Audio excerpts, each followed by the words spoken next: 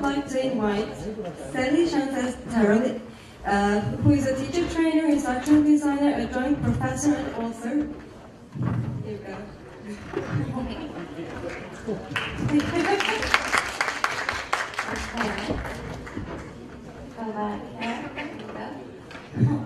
Hi everyone, well thank you so much for attending. I've actually come, yesterday I landed and I came all the way from San Antonio, Texas, which is in the United States. So I've come a long distance. Marhaba.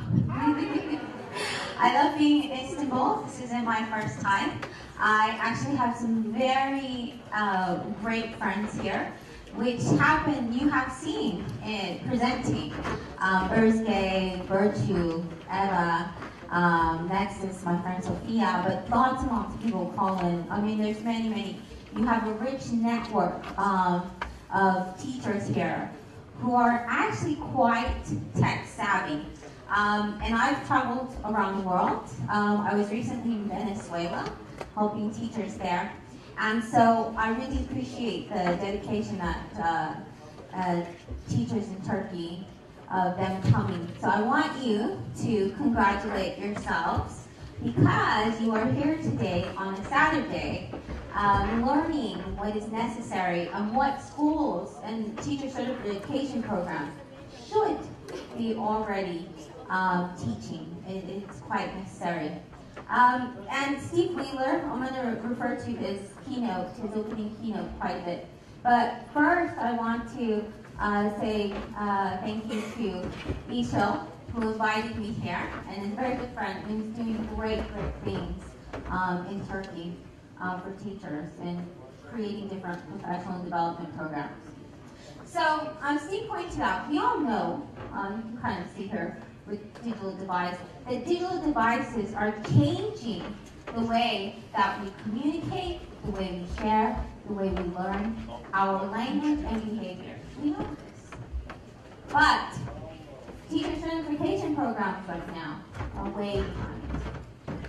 They're not showing you the things you need to know.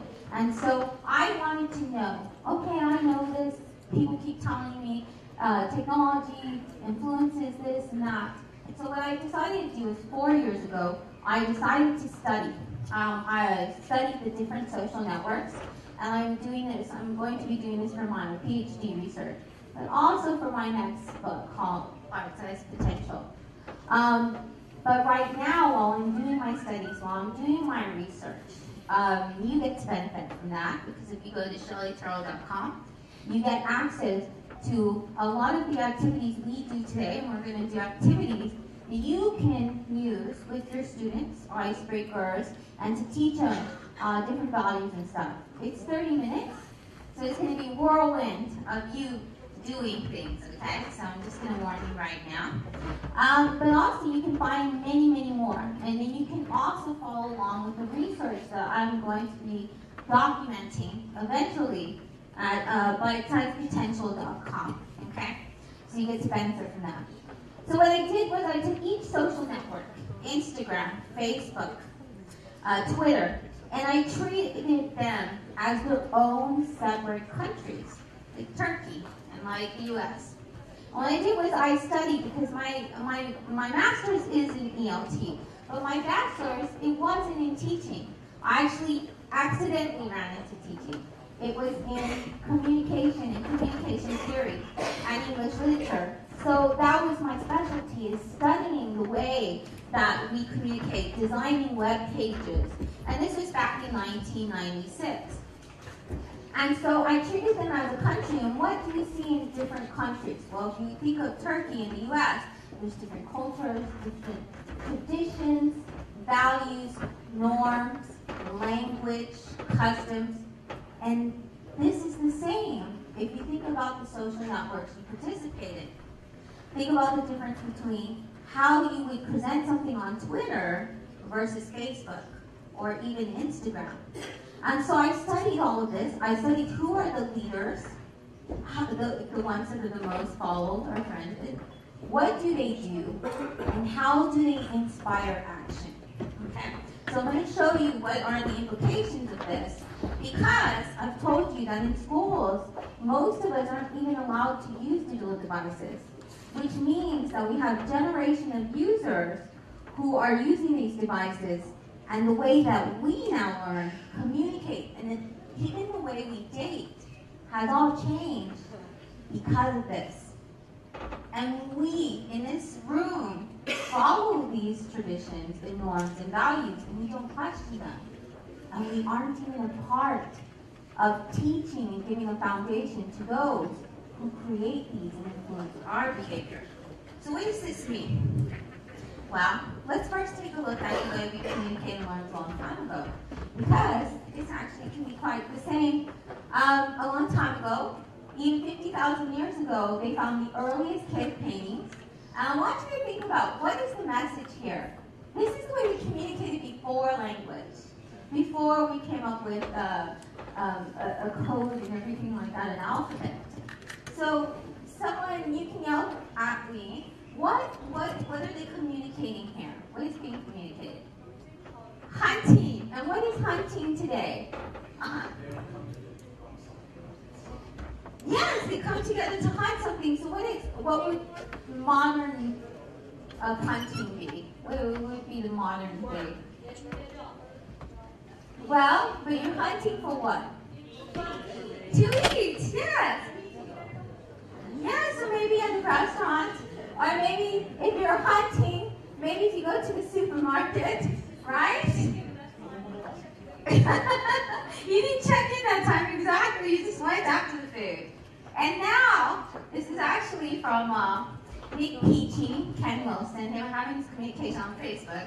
I blotted out. But this is our modern day hunting they're talking about, okay? So this is Facebook, and they're saying, 3 p.m., Nick is saying, I'm starving, I have to go hunt. I have to go get me some food. And Ken here is saying, I suppose cavemen probably left similar messages on their walls, as we did see 10,000 years ago. And then someone said, what a great idea. Other cavemen walked past and wrote a mark, which meant light. Now, I'm sure we go back. We might see a few marks at the end. Maybe, perhaps, this is what happened.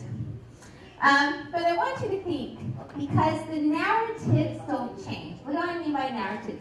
Every single day, you wake up and you share a piece of your life. You share an anecdote. You're telling someone else. Whether it be via text message, whether it be via WhatsApp, you sent a tweet, maybe you sent, but we do them in a digital device. And sometimes these social networks like Facebook or Instagram will do something quite phenomenal. They'll piece these little anecdotes of your life together. At the end, they give you a video. They say what was the ones that were the most popular and stuff. They send you pictures. And you get a year narrative of your life. And sometimes you can share that with others. And it amazes you because you go back. And this is very profound because before in the past, we couldn't share this. We didn't have this digital document of our history. But these are also archives. This is like the cave paintings. This is what researchers and people, and already now, you're not aware of it. But Facebook and all these other Snapchat, they have what's called a social researcher. And they take these little anecdotes of your life, and they actually, they research them, they evaluate them, they get data from them. And this has been recently something that people have outcried against. They say, well, I didn't realize you were doing this. So it's important that we understand that now when our students share, it's not the same as when we share. They all have an audience. And when they grow up, and they're in the world and they're working, they will continue to have that audience. So when they were born into this world, they are expected to write for an audience. They're expected to participate in what's called a viral culture. And this is something that we didn't have to do. So we talked a little about different networks that you... So I'm going to give it a quick hand raise. So think about the first digital message you sent today? Raise your hand if it was on WhatsApp. Okay. How many of you sent one on email? Okay, a few. How about text message? That was the first digital. How about Facebook? Okay. So we see all of us here, most of us did send some kind of digital message. And it's funny because when I go to different countries in Venezuela, most of them had sent it through WhatsApp, actually, when I went throughout Venezuela. So I had to make some adaptations because in different countries, different digital communication is used and is popular in that country. So we're going to go ahead and do an icebreaker right now. So what I've created is many different types of icebreakers and quick activities that you can do with technology or not. Okay, so we're going to use one today. And what we're going to mostly use is our phone a lot. So if you have a phone or an iPad, then what I want you to do, or a tablet or any kind of digital device, I want you to just go to your pictures, and I want you for 1 minute, I want you to show somebody else a picture you took, whenever, and to explain what is the narrative behind that picture. Why did you take that picture? So on mine, you can see one of my, you can see, my little pug Roscoe. I think he appears in pretty much every single presentation. This is my child. And he actually is quite popular because he has his own Facebook page. I didn't create it. Teachers created it. So I'm going to give you a minute, and I want you to share with each other just a picture. If you don't have a digital device, and that has happened, share something personal, an earring, a bracelet, a ring, something from your backpack to tell people the narrative of your life. Okay?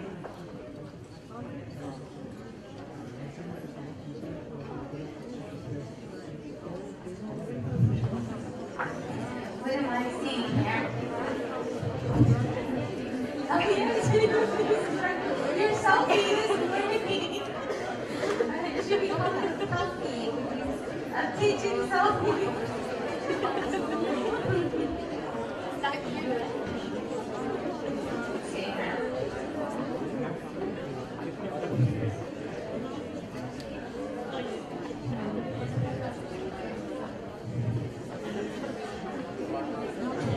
About 20 more seconds.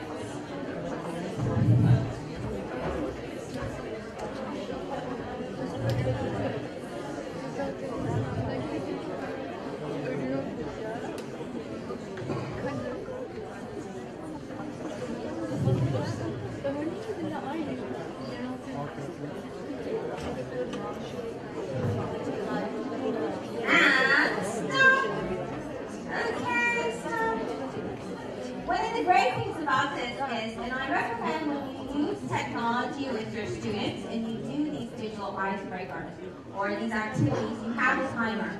And a much louder one than I have. I actually find the kitchen timer is better, but I end up using this one because it's the one I remember to bring. But one of the problems I have with this is that students keep talking. And actually, it's a good thing. It's a good thing when they talk, and especially with language teaching, and that's my specialty. It's great when they want to keep doing the activity. So we're going to do more like this. This also represents a digital icebreaker. And the reason why I say that is because one of the problems I found, and I've been studying for 4 years, and I'm going to continue to study these, is that one of the main problems is that our ability to realize that when we communicate with a digital device, that there is another human being there. Okay? And this is one of the major problems that's caused things like, for example, cyberbullying, which is a prevalent problem that has come about. That never existed when we didn't have the digital devices. There was bullying, but the difference is that it's in a much larger scale. There's also different types of acts and things that we do now that have occurred because people, even young people that are coming out.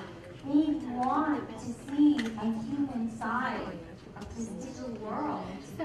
They don't have our luxury of having what we knew what it was like before. We knew what it was like to sit around the dinner table and to not worry about telephone, everyone looking at the telephone. We knew what it was like to drive and not have to have laws that say, do not text, do not, these are things, we had that luxury. We knew what it was like to be able to have a private life.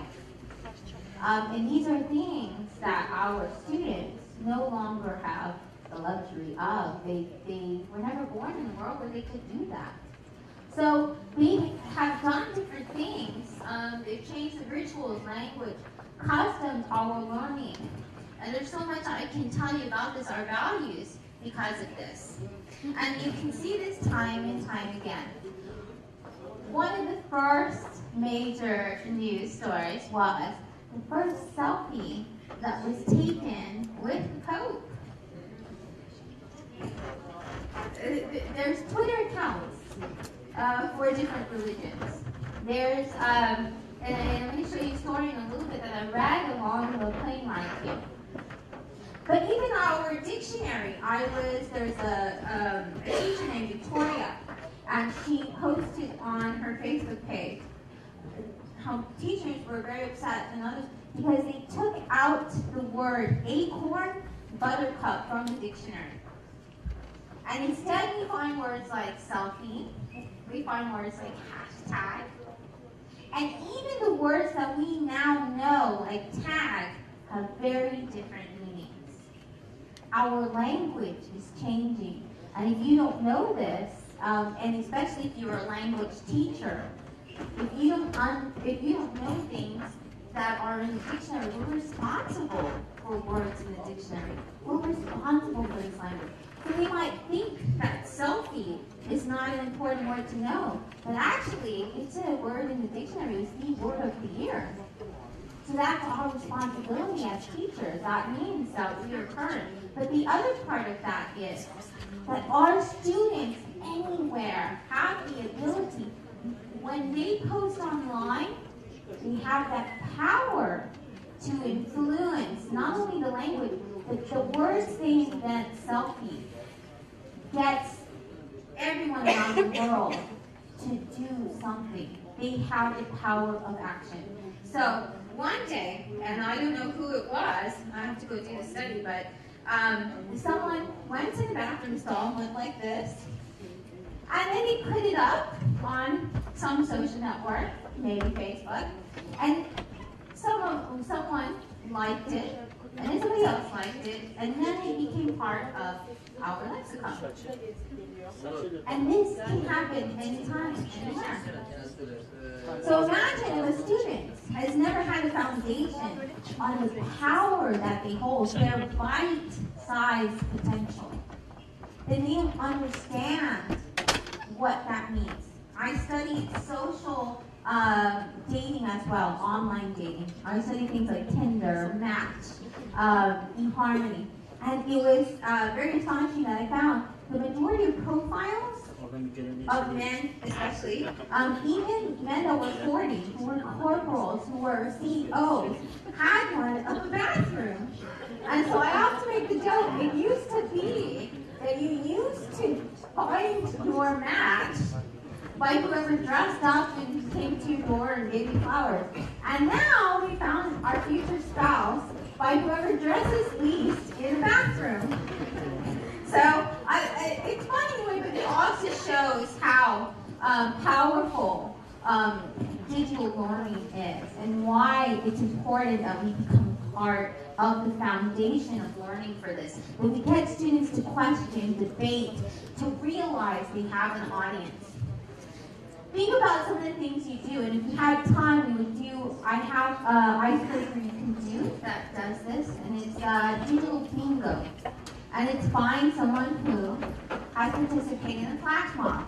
Prologon can tell you the meaning of TMTH, SMH, things like that. Now, is this learning? What kind of learning is it? And can we quantify this type of learning? We actually can. There are different ways that we actually, different kinds of things that we do with our digital learning. That is quite different than when reading and writing with a book and a pen. So, for example, David Crystal, back in 2007, he wrote a book on the joy of text. And it's one of the best books, and he's one of the ones that I kind of started my foundation in this. He got me very interested, because David Crystal said that we have different types of myths when it comes to digital literacy and technology. All he says is actually all students, they read, they write more than Jane Austen could. A lot of teachers in the classroom tell me, I don't want to teach with a mobile device because the students are always distracted. Students spend about 12 hours on their mobile device. Well, that means they're reading and they're writing on this mobile device every single day. They can't be taken away. They've done Dateline specials and things where they've actually taken away a phone from a group of students, and they say how traumatic it is to experience. And so it's important to know that, yes, they are. And this is kind of an example. If you look at the different social networks, you'll see the way they're set up. And it's important when we think about the design of our LMSs, of our online learning. Students stream. They scan every day. They search. They use keywords. They translate. They decode. They code. These are things they do every single day. These are things we do. And so when you look at these different types of, here's Instagram, they visualize their thoughts and ideas. And they post them, and they also give feedback, and they review. Oh, okay, so they feedback and review everything. When they see, for example, someone posts a picture, then what they do is they say they like it, or if they really like it, they'll reshare it, or they'll repost it, depending on the social network. So it's important that we study this and we understand on the social networks what to do, but we also are part of that digital learning, that we take active part, and again, we cannot teach this if we do not participate in it. So I've done this around the world, but this is very hard for teachers. Students have made not only students, digital users in general, have come together to create entire books of emoji, all written in emoji. This is very difficult for me. But I've tried to learn this, and I tried going around at first and getting teachers to create their own sentences with emojis, and they wouldn't do it. It's too difficult for them. So what I want you to do instead is to interpret these emojis of why we should learn English. Okay, so I want you to interpret them, so you can get a sense of the type of thinking that happens when you try to translate these. There is now a social network like Twitter, but it's all in emojis. You can only communicate in emoji. And I found that if you want to make this a bit easier and create these for your students, you can use this as an icebreaker for your students. If they want to get to know you, you can put sentences in emoji. And they're automatically doing things that have to do with digital language, but also language, because part of learning a language is decoding things like that. So, can anyone tell me what any of these reasons are for why you would learn English? No? Okay, what was that? Talk with people around the world. Yes, good. Talk with people around the world. Travel the world. Okay. There's one very hard. This one up here is very hard. Yes, you get, well, actually, you can either get promoted in your job. Often they'll pay you more if you know English. And also, it gives you more job opportunities because you can now travel to other places and you can get a job there. I think the other one is, anyone know the one over here on the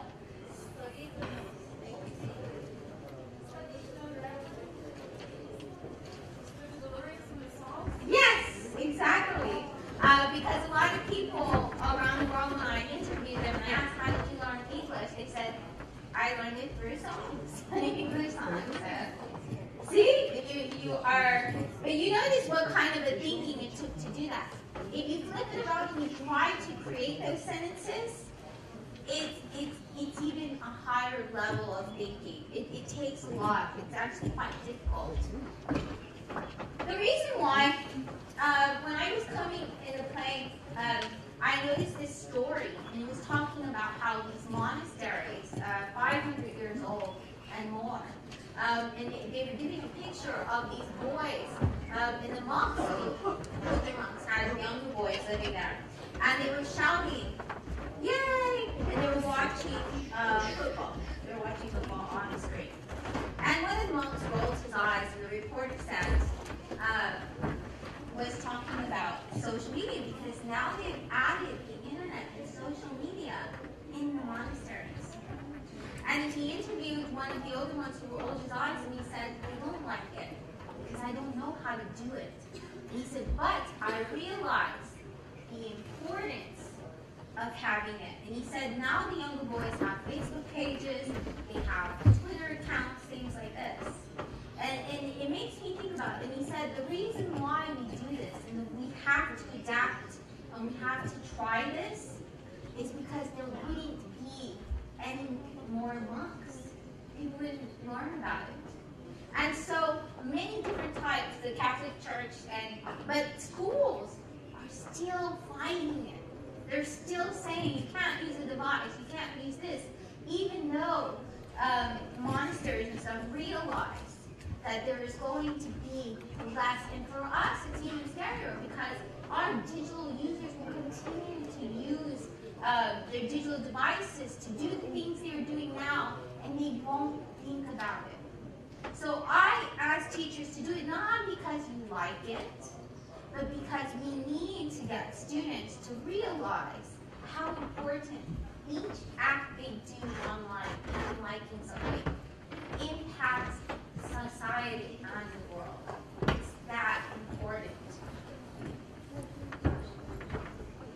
When I was researching the leaders and followers, one of the things I found, Vine, it's a social network. Now social networks are based on different products sometimes.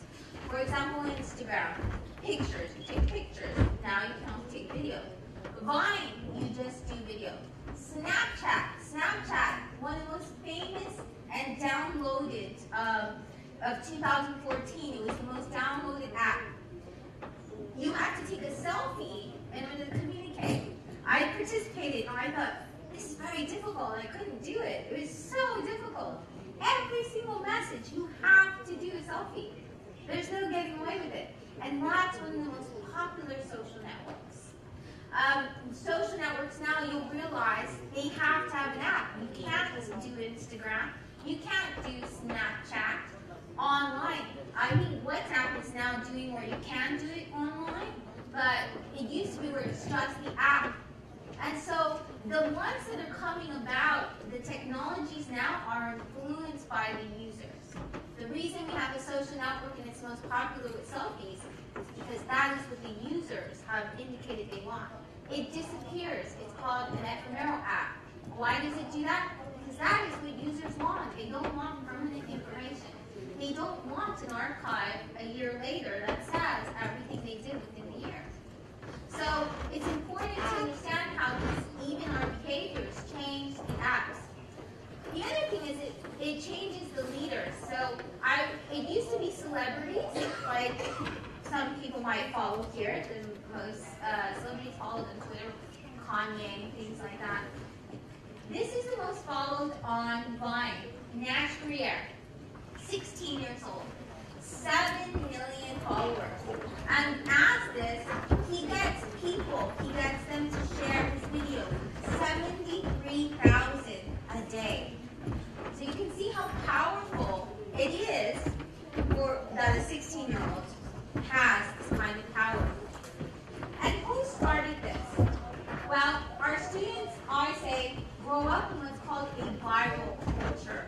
We all are interested in likes and followers. And the person who's kind of the leader and the founder of this is Justin Bieber. How is Justin Bieber discovered? He was on YouTube. He was playing, and that's how he was discovered. And now our students grow up and they realize there's a Greek idol. There is, in Turkey, I think there's a Turkish idol, right? Is there a Turkish idol? They grow up and they see that regular people every day go on a show and they become famous. They realize that you can start a YouTube channel and you can actually make quite a bit of money as being what a 9-year-old who had a YouTube channel preparation told me, a YouTuber. And so this is what our students are doing. They're coming and they're creating things, and they're trying to be like the next Justin Bieber. And so I do believe that with technology especially, what John Naismith says here is really what's important. We need to get our students to realize what it is to spread good values, not only cyberbullying, sexting, and these kind of things. Self-esteem, to get them to realize self-esteem, along with literacy and digital research. So we're going to do another one. So here's one. And what I want you to do is to borrow a device from one of your trusted peers, okay? And with that device, so I'm going to give someone my device as well.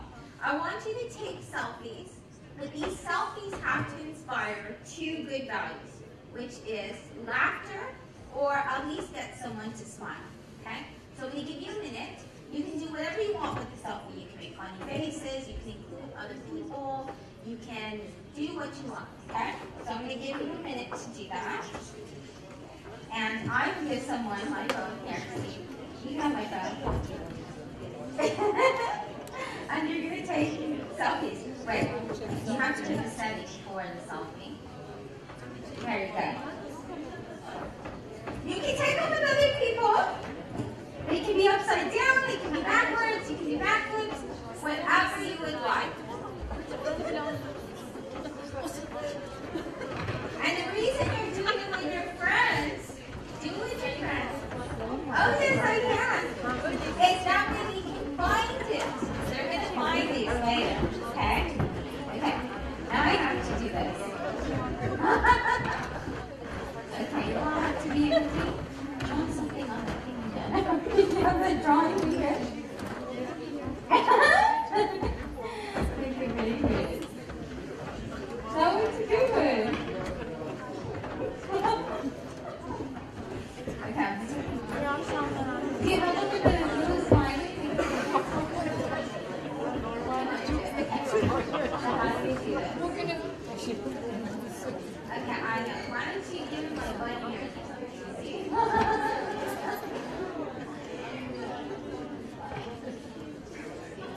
It is all like this way. Okay, see?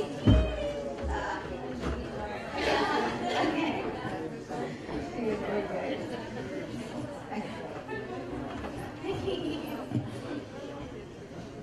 Okay. So you can see, I've done this, and we usually take more time. Can we do this with children? Yes, we can. We can teach children things like about habitats. We can teach them about different types of environments. So you can show them the animal selfies tumblr.com, and it has different selfies from animals. And have them pick, what is your favorite selfie? I'm in a boxer group. Boxer is another social media. And one of the teachers posted her child is less than 2 years old, a year and a half or something. And she says that her daughter already starts picking up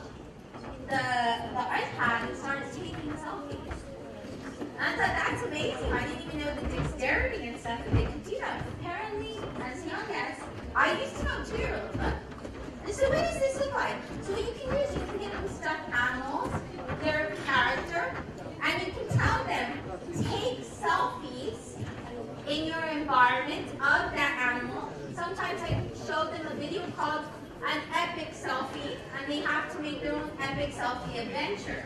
I did this in Croatia and Slovenia with these two, Hello Kitty and Robot for the boys, okay? So they could take it in different places. With this, I put a story or a narrative. You can do digital stories. Now, why is it important for little kids to know selfies? This is why. That was the word of the year. But this is one of those human actions that has come about with students wanting to humanize the digital experience. A selfie is their self-esteem. It's the way they see themselves. So we need to teach them things like, how do you take a good selfie? One of those things I showed was animals saying, how do you take a good selfie? No duck pic. So one of the ducks actually goes out and says, no duck pic. And then another one says, no bathroom pic. So it's a way to get them to represent themselves in empowering ways. So it's important that when they're young, we start getting them then, because when they get to the point 10, 11, and 12, and they're on Snapchat and Twitter and on Facebook, their peers will get them to do selfies in ways that are demeaning or sexual, things that are too much for our kids. So they can do that, and you can do digital learning. Now I said the best way to learn about this is through participation.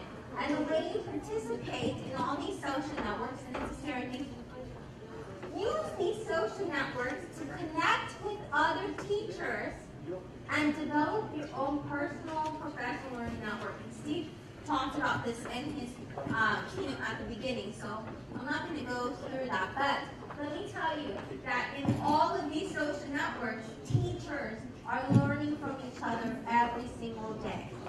You can learn from experts in your field. If you teach architecture, if you teach geography, connect with the leaders, the business leaders that you see today. Follow them. One of the things that I'm interested in is neuroscience. I read neuroscience books for fun. So one of the people that I've connected with on social media is Neil deGrasse Tyson. I have taken some of my relatives who put very silly things on Facebook, and they have instead connected with teachers, and so every day it influences what I learn. And so I've learned so much. I've learned my growth, and I've learned it's better for my emotional health. Do these experiments yourself. Change who you follow and see how it impacts your mind, your spirit, your emotions, because it's the same kind of an experience that your students have. Do the same social experiments. Lurk. See how teachers communicate. Ask other teachers, what groups do I follow? You can go to the ETC hashtag, and you can find it. The other important part, I think we're already going to end soon because I'm a little over time, sorry, is hashtags. Hashtags are the most important part of the digital language. It's important we learn about hashtags. So I'm going to show a quick video, get you to do an activity.